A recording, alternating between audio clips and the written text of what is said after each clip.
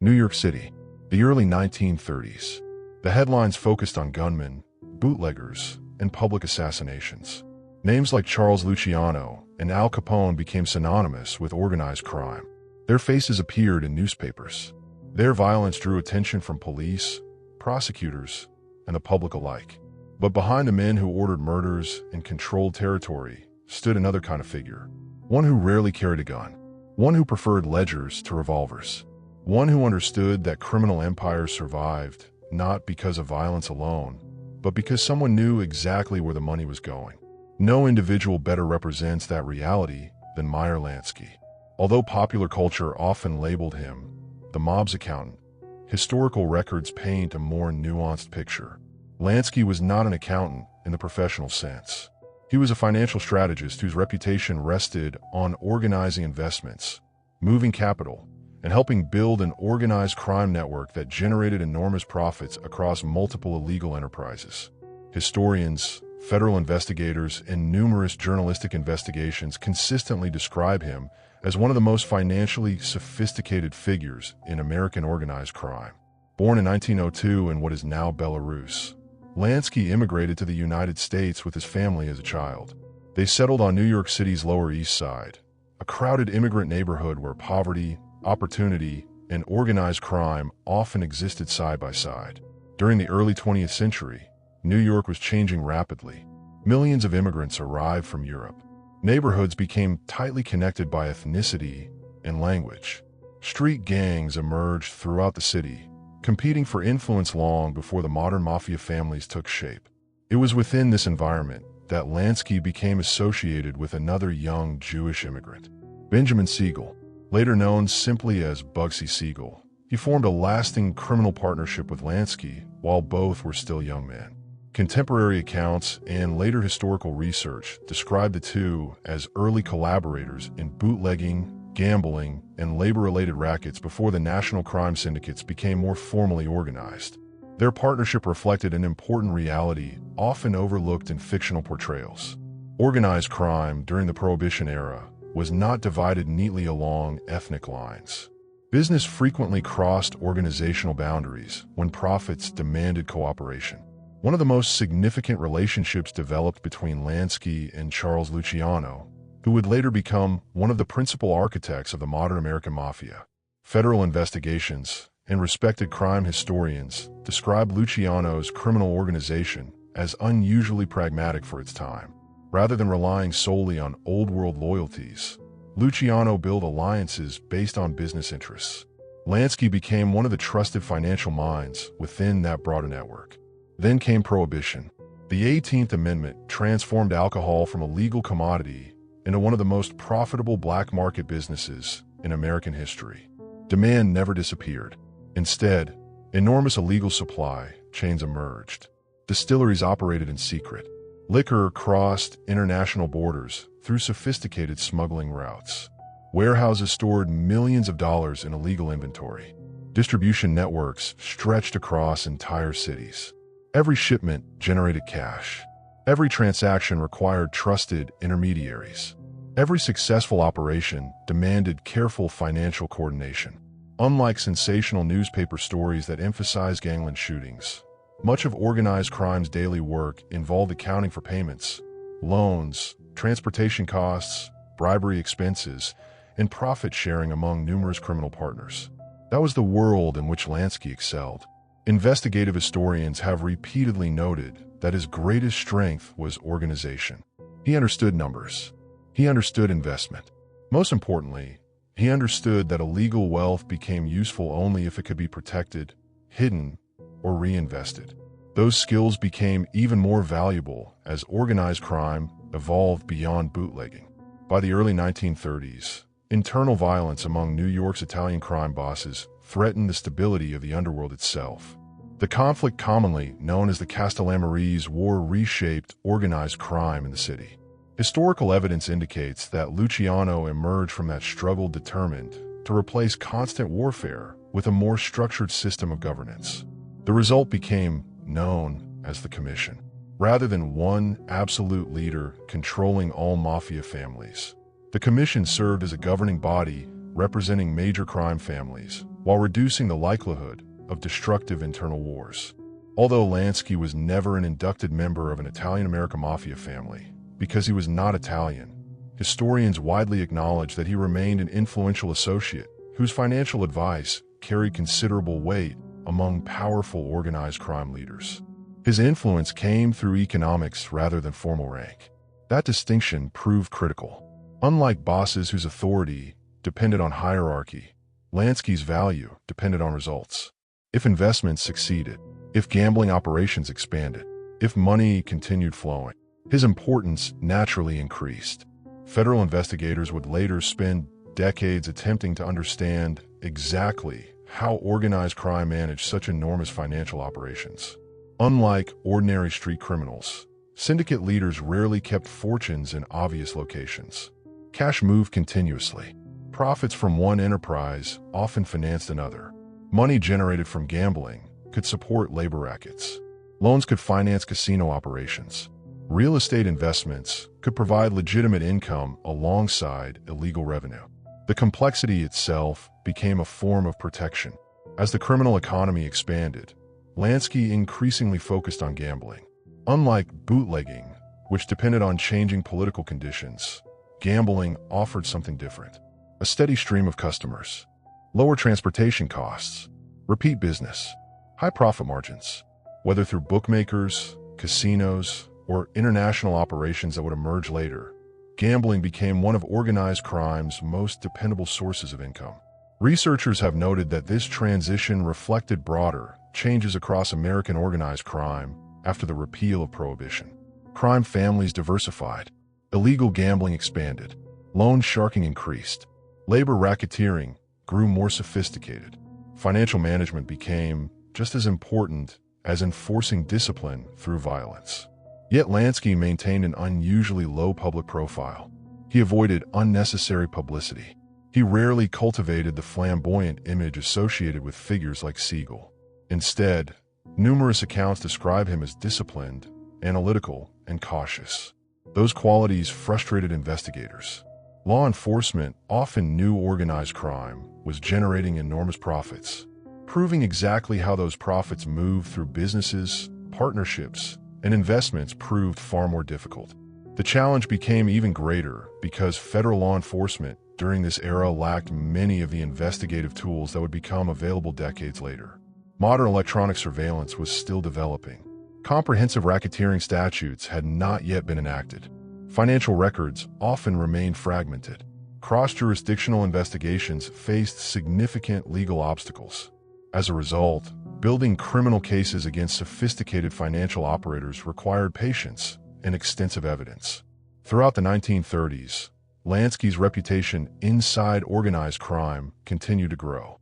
Not because of spectacular violence, not because of public speeches, but because powerful criminals believed he understood something many others did not.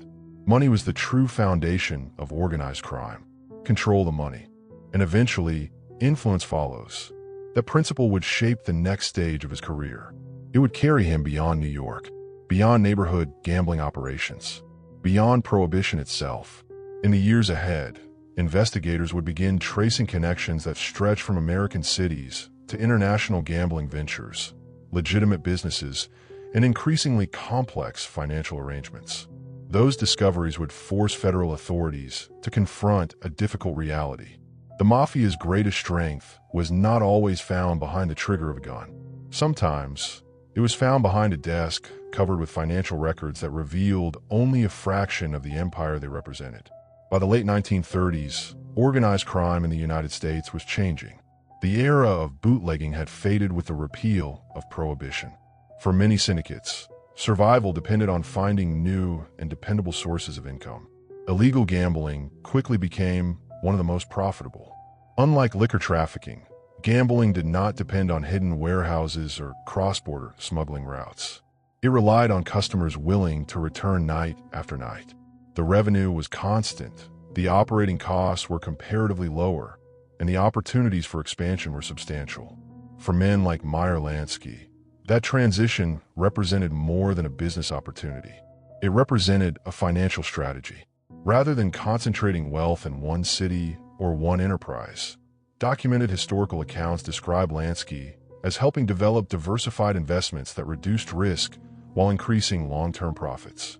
Gambling operations, legal businesses, real estate interests, and partnerships with trusted associates formed a network that proved far more resilient than any single criminal racket.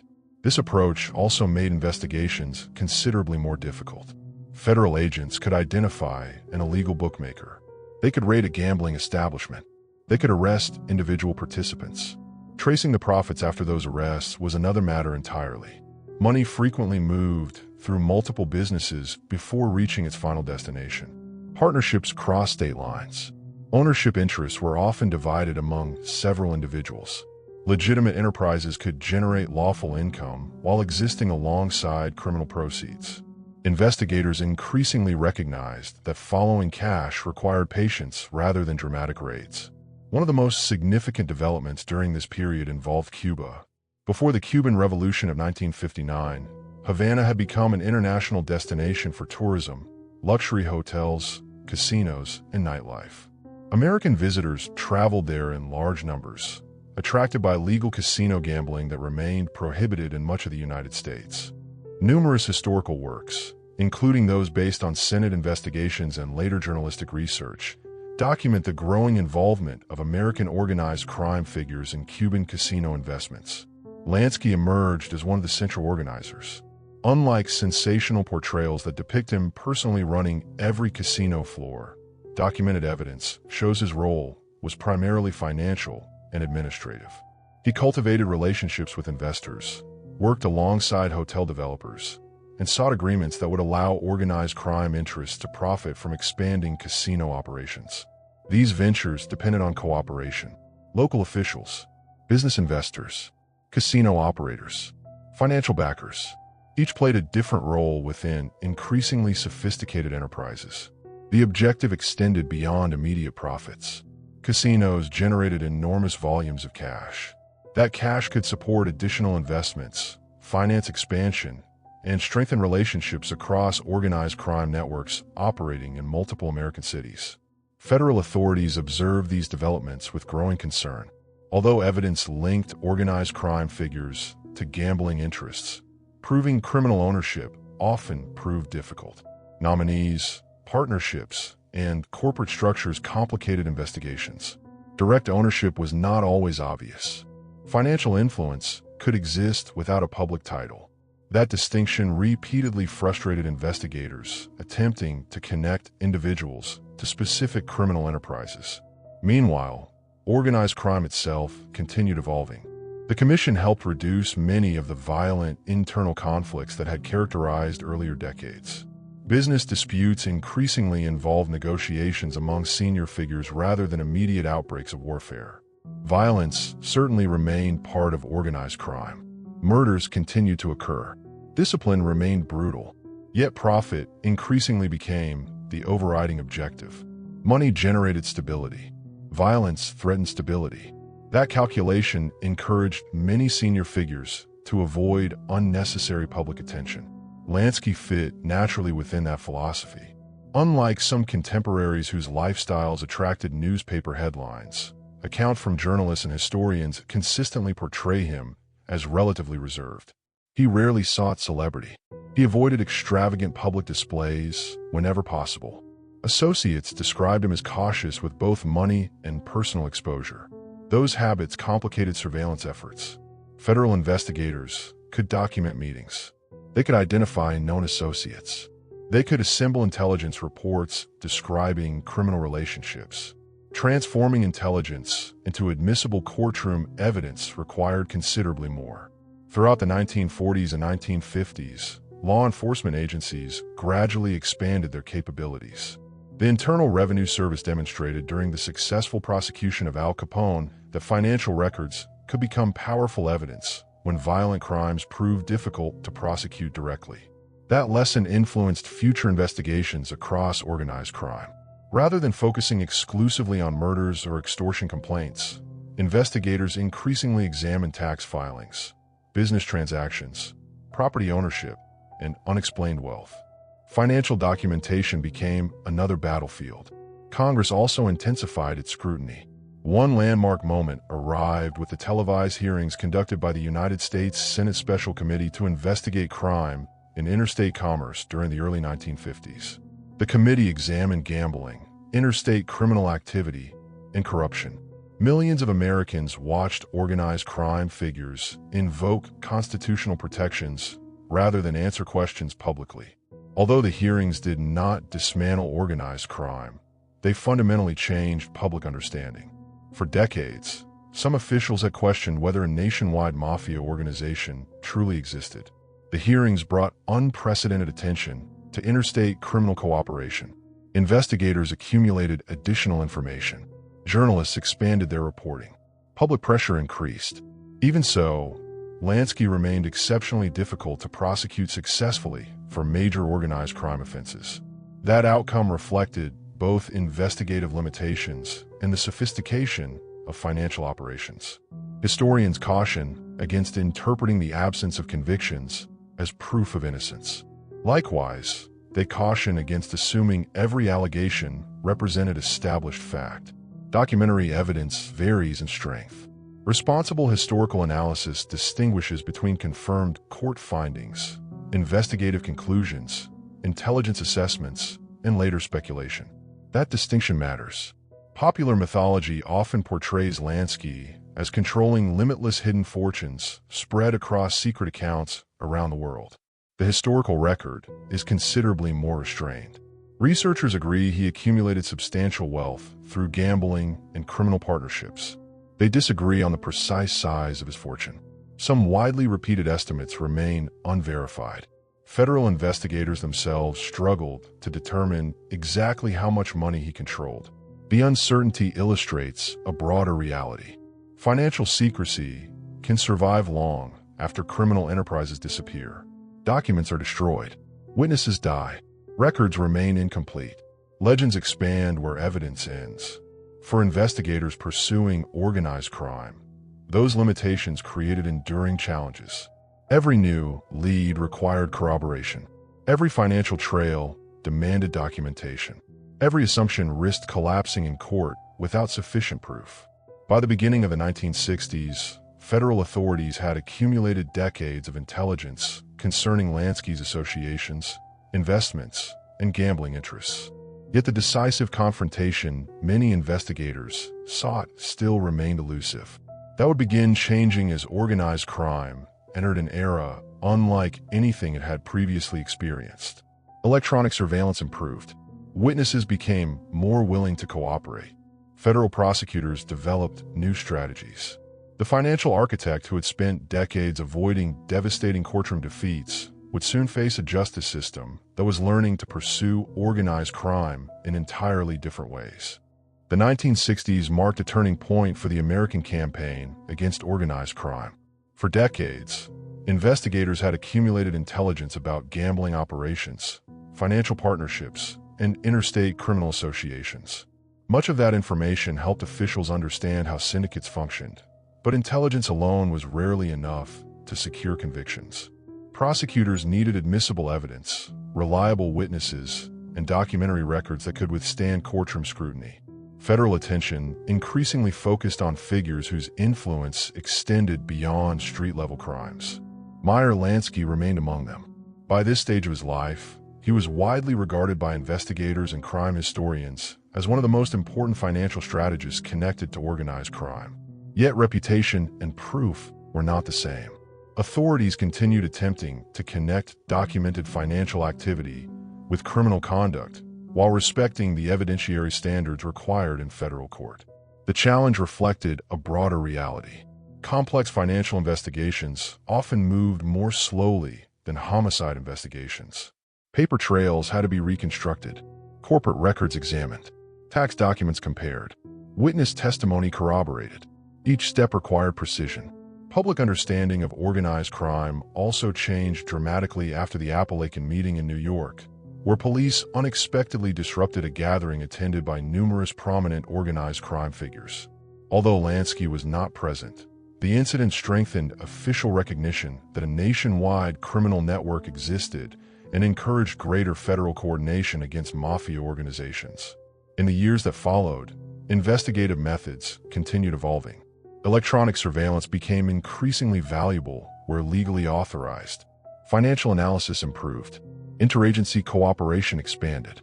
Eventually, Congress enacted the Racketeer-Influenced and Corrupt Organizations Act, commonly known as RICO, in 1970. The law provided prosecutors with powerful new tools for addressing ongoing criminal enterprises rather than treating every offense as an isolated event. RICO arrived late in Lansky's career. Much of the conduct that had established his reputation predated the statute. Even so, the changing legal environment demonstrated how seriously the federal government now viewed organized crime's financial infrastructure. Meanwhile, another development altered the landscape. The Cuban Revolution ended the era in which American-connected casino interests operated freely in Havana. Properties linked to foreign investors were nationalized.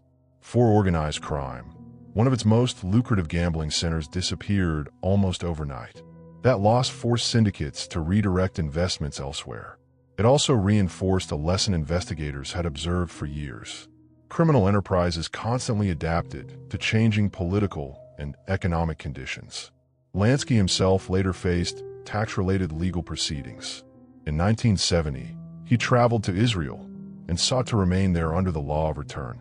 Israeli authorities ultimately declined to allow permanent residence after considering his criminal background and allegations documented by American authorities. He returned to the United States, where further legal proceedings followed. Federal prosecutors charged Lansky with income tax offenses connected to alleged unreported gambling income. The resulting case illustrated the difficulty of proving complex financial crimes many years after the underlying transactions occurred. In 1974, the federal case ended with an acquittal after the court concluded the government had not proved its allegations beyond a reasonable doubt. The verdict did not erase decades of investigative interest, nor did it transform intelligence reports into judicial findings. Instead, it underscored an enduring principle of the American legal system. Suspicion is not conviction. Investigative conclusions are not automatically courtroom proof. Responsible history recognizes that distinction. Lansky spent his remaining years away from the dramatic violence often associated with popular mafia stories. He died in Miami Beach on January 15, 1983, at the age of 80. Historians continue debating the precise size of the fortune he left behind. Some early reports claimed hidden millions remained beyond government reach. Subsequent research has questioned many of those estimates, noting that documentary evidence for enormous secret fortunes is limited and often contradictory. What remains firmly established is different. Lansky helped shape the financial methods that allowed organized crime to expand beyond neighborhood rackets into diversified enterprises spanning multiple jurisdictions. His influence was measured less by public speeches than by systems, investment structures, partnerships, cash flow, risk management. Those concepts rarely attract the attention that notorious shootings receive, yet they explain how criminal organizations endured for decades.